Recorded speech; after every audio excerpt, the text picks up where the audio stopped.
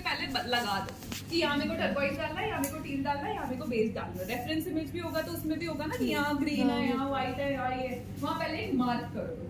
वो होने के बाद पोर करो। पोर भी ऐसा नहीं कि सब एक साथ गिरा दिया, आधा, पहले आधा करो, उसको स्प्रेड करो, फिर जहाँ जहाँ नीड लगे वो ऐसे करोगे ना तो एकदम कंट्रोल, ठीक है। तो सबसे पहले मार्किंग, फिर पोरिंग, फिर स्प्रेडिंग, फिर जहाँ जहाँ लगता है वहाँ वहाँ हम थोड़ा थोड़ा और ऐड कर देंगे। Once the base pouring is done, मतलब पूरा मेरा वुड सारे केमिकल से कवर हो जाता है, उसको बोलते हैं base pouring. Once the base pouring is done, आप सभी मेरे पास वहाँ पर 2 टेबल्स लगे, हीट गन का सेटअप है, सबका हो जाएगा। मैं वहाँ हीट गन के लिए बैठूंगी, एक एक करके सब मेरे पास आएंगे। I do the heat gun, जैसे वेव्स देने हैं तो उसको पुश करना पड़ेगा ना। People either use a straw to do it, but I do not recommend because हाथ पे रेजिन होता है, वो केमिकल इनहेल होने में आए, हम लोग को हेल्थ रिस्क नहीं करना है। घर पे हीट गन नहीं हो तो हेयर ड्रायर से करो। तो वो थोड़ा बहुत डिजाइन किया, you come back to your space और फिर हम करेंगे डेकोरेशन। ये इसका प्रोसेस होता है। तो जितना भी मैं करूंगी ना चारों तरफ घूम घूम के करूंगी, so that everyone is able to see the whole process of it.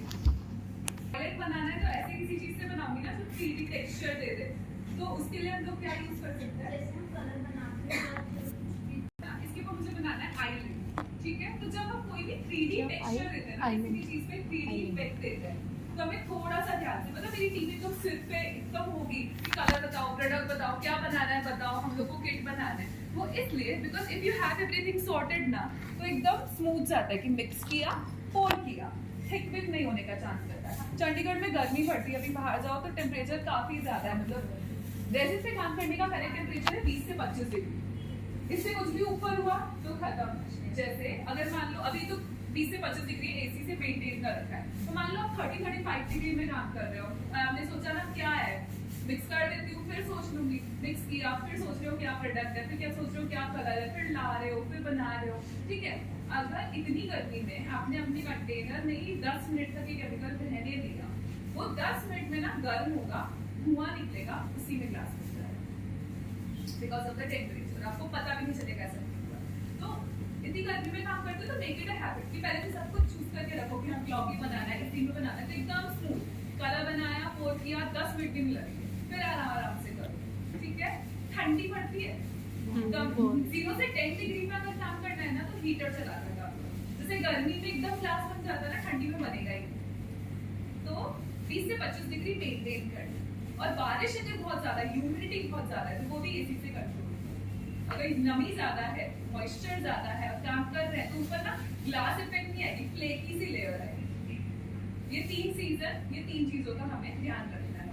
अभी जैसे मान लो आपने सोचा कि नहीं मैं तो नहीं सोच रही, मैं गो विद द फ्लो है, पर प्रायोरिटाइज करोगे ना चीजें एज अ बिगिनर तो आपको पीछे से वो हिकअप्स नहीं आएंगे, मतलब परेशानी नहीं होगी। तो मान लो आपने कुछ नहीं सोचा, आपको पता है ओशन थीम बनानी, आइलैंड बनाना है, तो आइलैंड आप बना सकते हो घर पे। अगर पीओपी हो या क्ले हो या टेक्सचर पेस्ट हो, उससे एक आइलैंड यहाँ बना दी, एक आइलैंड यहाँ बना दी, सब कर दिया, ठीक है। आपने जो आइलैंड बनाई ना वो थोड़ी ऊंची बनाई।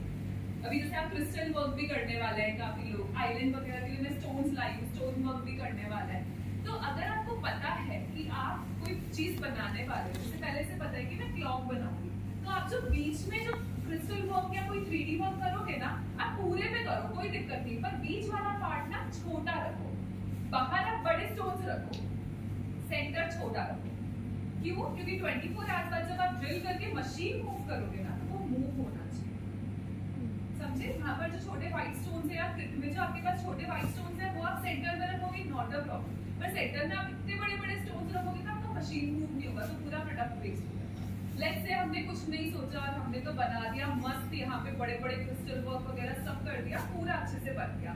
24 आवर्स बाद आपने सोचा मेरे को क्लॉक बनाना है, सेंटर से ड्रिल भी कर दी पर मशीन ही मूव होगी, तो क्लॉक पे फिर ना यहाँ पे क्रिस्टल वर्क है, आपने सोचा ठीक है क्लॉक नहीं बनती तो नेम प्लेट बना देती हूँ। तो अब नेम प्लेट बनाना है मेरे को, अब नहीं आ रहा है, अब आ रहा है, ठीक है तो नेम प्लेट बनाना है, पर यहाँ पे तो क्रिस्टल वर्क है तो नेम टैग लगेगा, वेस्ट हो गया वो भी। मान लो मंत्रा फ्रेम बना देती हूँ, नेम प्लेट की नहीं बन रही, मंत्रा फ्रेम तो बना सकती हूँ, कहाँ लगाओगे मंत्रा, राइट। तो फिर वॉल पेंटिंग जैसे लगाना पड़ा। If you have everything sorted ना तो आपको बहुत इजी होगा, पीछे से परेशानी नहीं। तो आज पता है क्लॉक बना रही हूँ तो सेंटर में क्रिस्टल वर्क करूंगी पर छोटे लगाऊंगी, बाहर बड़े। आज पता है कि मंत्रा और नेम प्लेट बना रही हूँ तो सिर्फ बाहर में क्रिस्टल लगाऊंगी, अंदर कुछ नहीं। Okay clear. अब मैं पूरी से आती हूँ।